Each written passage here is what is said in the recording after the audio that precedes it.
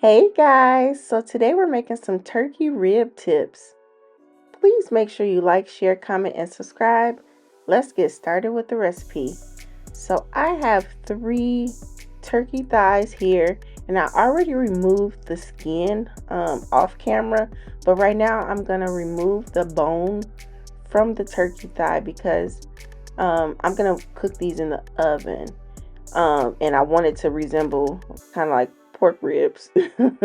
So I'm just cutting out the bone, and I'm trying to be careful to get as much meat off of the bone as possible, but also keep the turkey thigh intact, if that makes sense. So after I finish cutting this bone out of here, it's gonna look like a boneless, skinless chicken thigh, but it's a boneless, skinless turkey thigh. And I didn't even know that they sold just straight turkey thighs at the store. Like, that's new to me. But these were actually frozen at the store, and so I just thawed them out, and it didn't take that much time to thaw out. And so this is what it's gonna look like once you remove that bone. And so I'm just gonna do the other ones. And so now I'm just gonna season my turkey thighs, because y'all know turkey be kind of bland. So I have some salt here, and you can use whatever seasonings you want. I don't care what seasonings you use. Just make sure your food is not bland, because we don't want no bland food, y'all, okay? And so I'm just using some all-purpose Caribbean seasoning that I bought off of Amazon. And then I'm also going to use some garlic powder, some onion powder, some smoked paprika. But again, you can use whatever seasonings you want. And please be generous with your seasoning, because again, it's turkey. And it's turkey. Okay. And so I'm going to season both sides of this. And I'm actually going to marinate this overnight.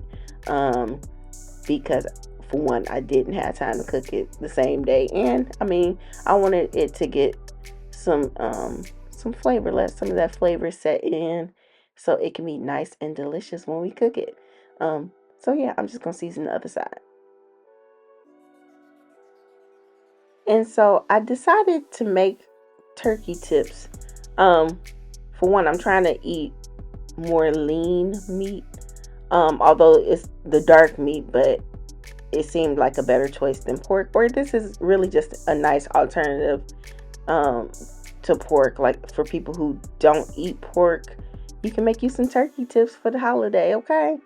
And it was really simple. And so yeah, I'm just gonna marinate this overnight, and then I am gonna sear it on the stove just to seal in some of that flavor. Um, and so I'm using some avocado oil. And again, I'm not cooking it all the way through on the stove. I'm just searing both sides, and then I'm going to put it in the oven. But I've never made turkey tips a day in my life. And I've only eaten them like from a restaurant a handful of times, if that. Because you don't really see this very often, even at the restaurants. And so my husband really enjoys this. I made this for him because I don't really mess with turkey like that. I'm trying to get into it, but it's a work in progress.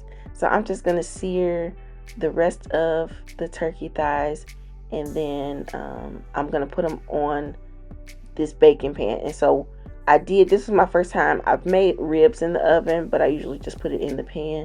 But I used a wire rack this time. I put it on the rack, but I did put some water in the bottom of the pan just in case, because I didn't want it to burn up my pan, because been there, done that. And so I'm just going to put this in a 350-degree oven.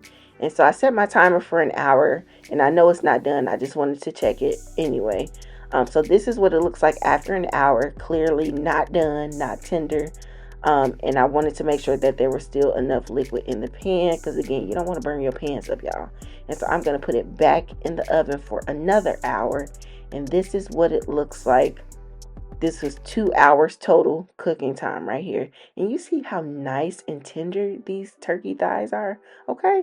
And so tender that it's breaking apart as I flip it over. And so I'm just going to put some barbecue sauce on it. And you can put your preferred barbecue sauce on it. My husband chose this barbecue sauce, but y'all know I'm trying to get my life together. So I would have put like some G. Hughes sugar-free barbecue sauce on there. But again, you can use your preferred barbecue sauce. And I'm just going to put this in under the broiler just until it gets a little bit crispy, nice and brown. And this is the finished product, you guys. Nice and juicy, tender. This was absolutely delicious. I hope you guys enjoyed this recipe. Please make sure you like, share, comment, and subscribe. Thanks for watching. Bye.